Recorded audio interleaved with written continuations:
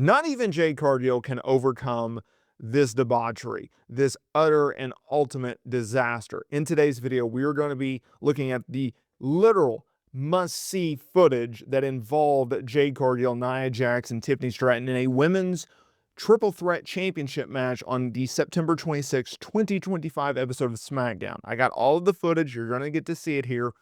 And we're going to look at what WWE decided to do in this match, and we're going to be looking at what ultimately went on in this match. It was a complete, utter disaster, okay? We first have to look at the injury sustained by Jade Cargill. She got busted open because Nia Jax insists on throwing her opponents into the steel steps despite continuously injuring people. This time, there was a cut over Jade Cargill's eyebrow, forcing medical staff to intervene immediately and checking on her.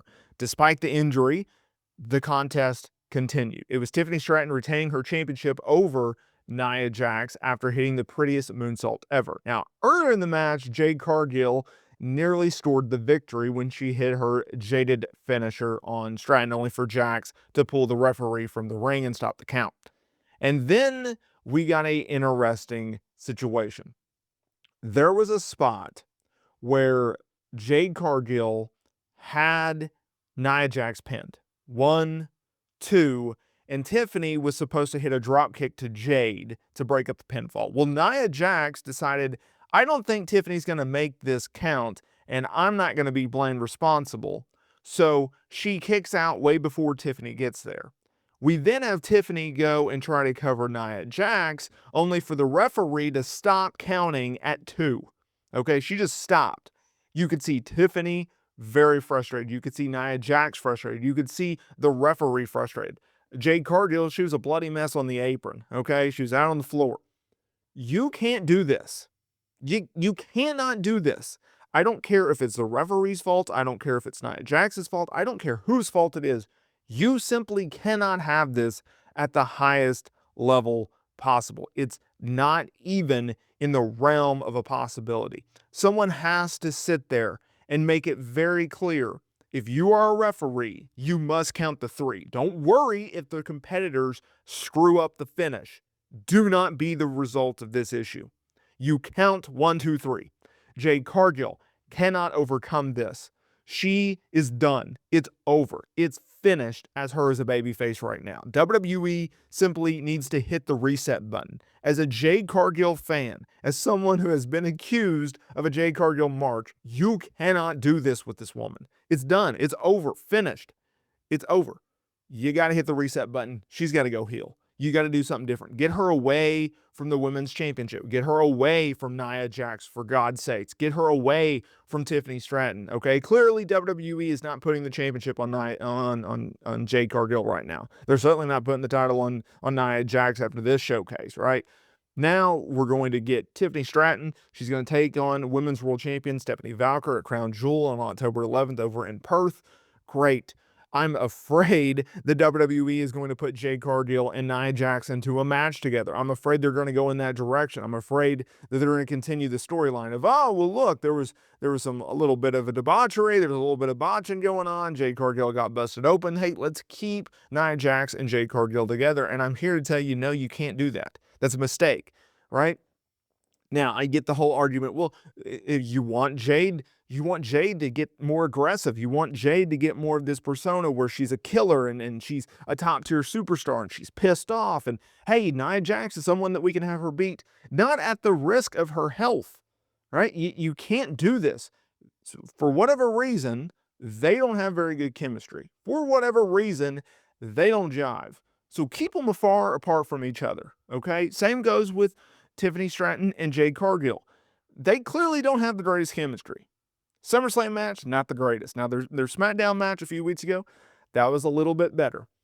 That was, the whole no contest, and they went through the barricade, and Nia Jax came out there and screwed it all up, and laid them out and everything like that. And I told you guys going into this match, Nia Jax is being put into this match. There's a reason that they're doing a triple threat. They don't want to beat Jade. They don't want to do a title change, so they need to do a clean finish. And they have no one else for Tiffany to work with. No one. She's primarily, think about it, for the most part, in her women's championship reign, She's feuded with Nia Jax for the majority of this time. I'm so sick and tired of seeing Tiffany Stratton and Nia Jax. She feuded with Charlotte Flair, which was a great program leading into Mania. And then she's feuded with Jade Cargill, and it's been a disaster. I'm not saying this is Tiffany Stratton's fault. I'm not saying this is Jade Cargill's fault. I'm just saying, look, there are circumstances in life in which you can't overcome, and Jade Cargill cannot overcome this. Okay, they had built her up as a true bona fide main eventer, future women's world champion going into SummerSlam. They had her return in an epic way from injury. She feuded with Naomi, had the best program of her career. Okay, beat Naomi not once but twice, including at WrestleMania. Goes over in the Queen of the Ring tournament to beat Asuka in the finals. And then you go and you have her lose to Tiffany Stratton in one of the key matches at SummerSlam, albeit a 7-minute match. Okay, you could make the argument she was dead in the water then as a babyface. You could make the argument she wasn't over as a babyface. She's over because of her charisma, but she's not over as a huge babyface. Tiffany Stratton is a babyface, okay? Even though she acts like she's a heel. Fans just love her, right? So WWE's like, oh crap, we have to have her as a tweener. And you continuously build up this program and you continuously do this feud, and it's like no one's really buying it, right? And there's just you outside of SummerSlam, you don't want to do a clean finish. You have to bring in someone else because you're trying to protect the two competitors. It's like it just doesn't work. And so if you're a Jade Cargill fan, if you're booking Jade Cargill and you're trying to keep her as strong as possible, you have to get her away from Tiffany Stratton, because now you're making her stall, right? She's just spinning her tires in the mud. You can't do that. She's not making any progress, and it's actually dragging down Tiffany Stratton, right? I say this as a Tiffany Stratton fan. I say this as a Jade Cargill fan. You can go on my channel and you can look at all the defenses that I've had of these two women, but at the end of the day, if you can't do what you need to do to progress both stars, if you can't have a match where both stars are bigger stars coming out of it, and you continuously book them in matches in which they are getting worse or they don't get as good performances, if it's all going backwards, if it's all negative, you got to do something different, right? I understand that Triple H doesn't care about our opinion anymore, but at the same time, it's like you've invested a ton of money and time into Jade Cargill and Tiffany Stratton. From a booker standpoint, you have to look at it and go, this is not working. We must do something different. Maybe he has the self-awareness to do that. Maybe he doesn't. We're going to find out. Let me know in the comments there below. What do you think of the booking of Jade Cargill and Tiffany Stratton? What do you think of the booking of this match? The Nia Jax thing, is she in fault? I'd love to hear what you guys have to say down in the comments here below. I really would. And I will see y'all in the next video.